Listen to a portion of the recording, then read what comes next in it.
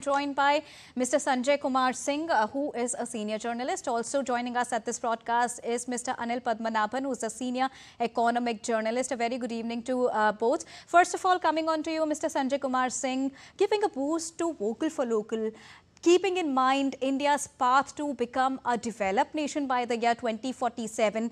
The aim, the vision began in the year 2014 itself. Well, Prime Minister Narendra Modi saw that very article in one of the foreign newspapers, how it criticized India's tax reforms and the complexities involved in it. How do you see the developmental journey India has witnessed? And now in the year 2025, we are more reliant, and one nation, one tax stands as a bright reality. See, one vocal for local and one district, one particular product. This is rooted in the very idea that India's traditional economy, the MSME sector and handicraft sector, India had its own mark, and therefore rooting for it, it was also time to kind of boost Atmanirbharta by giving economic empowerment to people in their region concerned, and therefore migration was a big issue, and that tackles that particular issue.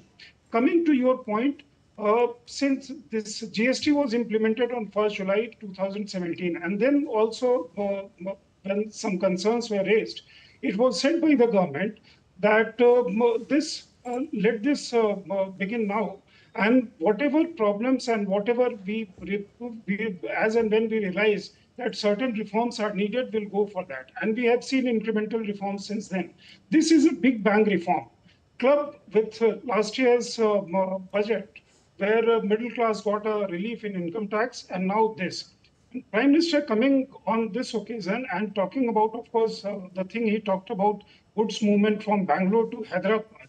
That particular thing has been is recirculating on social media once again. And there were actually practical problems from moving things from one state to another. There is a social message in it, there is a political message in it, and there is also a great deal of economic message in it. Because as we talk about Atmanirbharta, self-reliant India, and also kind of boosting our manufacturing and boosting consumption, this is a huge step forward. Prime Minister coming on this occasion, something he promised on 15th August, and something which is going to be implemented from tomorrow.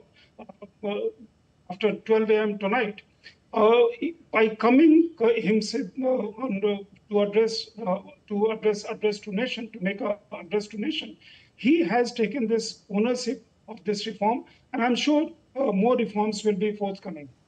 Coming on to you, Mr. Anil Padmanabhan. Now, when Prime Minister said that he saw the article back in the year 2014, and in 2017, we got the beginning of the GST reforms. And before completing my question, I would also like to welcome Mr. Ajay Sahai, who's the DG and CEO of FIEO. Thank you so much for joining us at this broadcast. So, coming back to you, Mr. Padmanabhan, when we look at the complexities of that particular year as compared to the current year, when Prime Minister clearly said that the mantra is Nagrik Devo Bhava, benefiting different sectors of the society, including Yuva, which is the youth, the farmers, the women, and especially with the focus on MSMEs.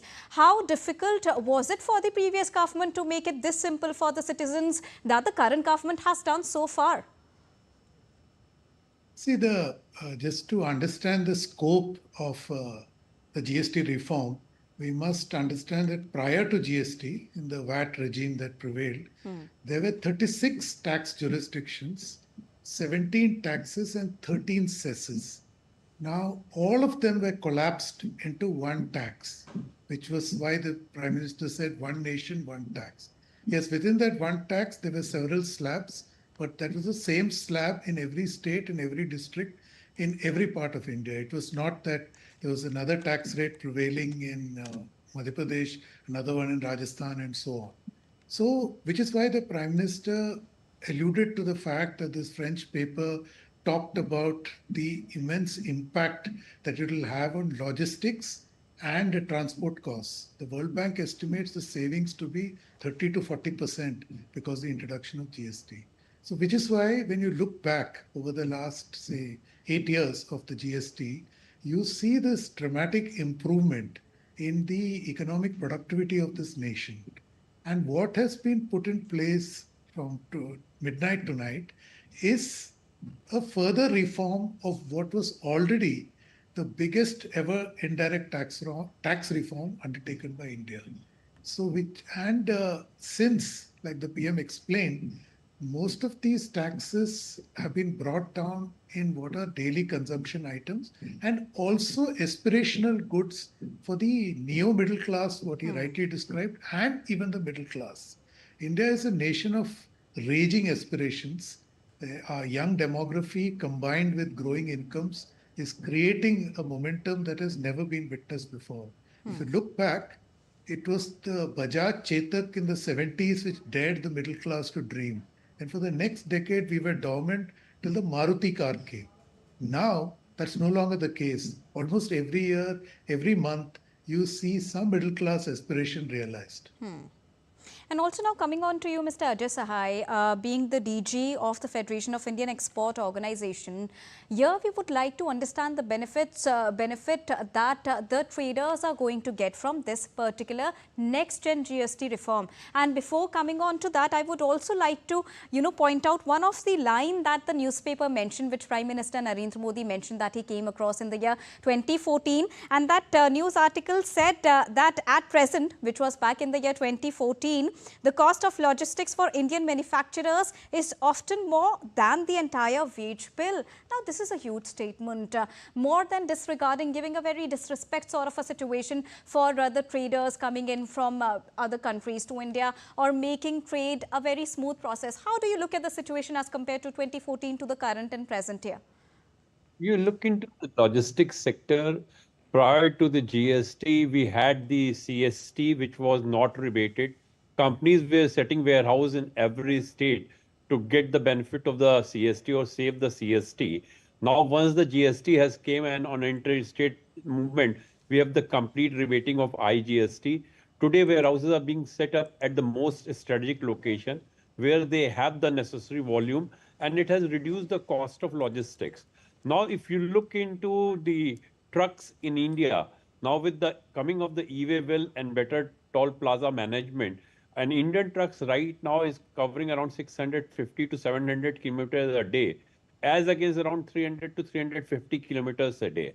And that has brought the logistics cost substantially down from 13 to 14% to around 10 to 11%. And I'm pretty sure it will come down drastically in times to come. On other hand, we are also seeing that with the cascading effect of the taxes being mitigated under the GST, the cost of the input has also gone down substantially. And now in GST 2.0, we are seeing that a lot of slabs have been merged. And for me, the most remarkable is probably the journey towards a two-tier GST. We have moved to two slab, basically 5% and 18%. Of course, we have a slab of the demerit goods also, which is 14%. But as we move along, I personally feel that probably 40% may go and most of the goods will be in 5%, 18%, as told by the Prime Minister. Roughly over 90% of goods are under the 5% slabs, and this itself is a big achievement.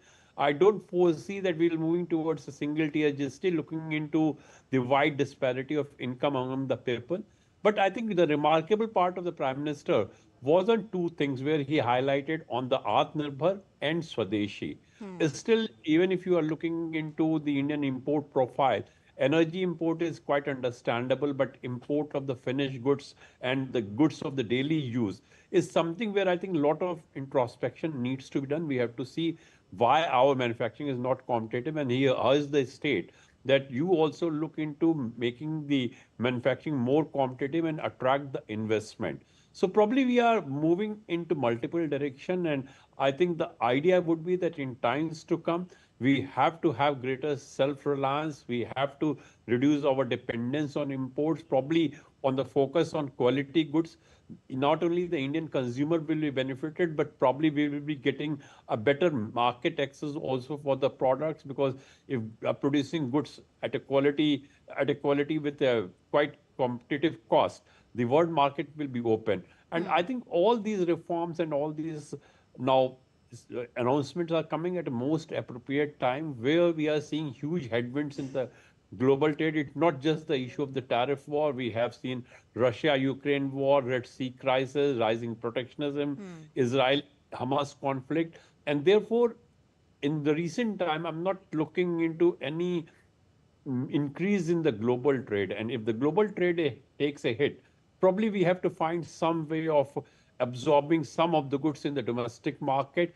And with the vibrancy which has been introduced by GST 2.0, I think those goods can be absorbed into market without hitting the prices. Mr. Sanjay Kumar Singh, coming on to you, when we talk about Atmanirbharta or self-reliance of India, India is also bidding to become a developed nation by the year 2047, and we are also aiming to become the third largest economy, and we have made a huge progress when we talk about the economy and its prowess. Now, how is it, according to you, coming together at a very perfect time, because we are doing a lot when it comes to becoming self-reliant, a huge push to different sectors of the society which is much needed, including the farmers, the women. How do you think this is all falling into place at a very correct time and giving a huge push to India's vision, India's dream of becoming a developed nation? Mr. Singh. India as a confident and fast developing economy has been recognized by one and all.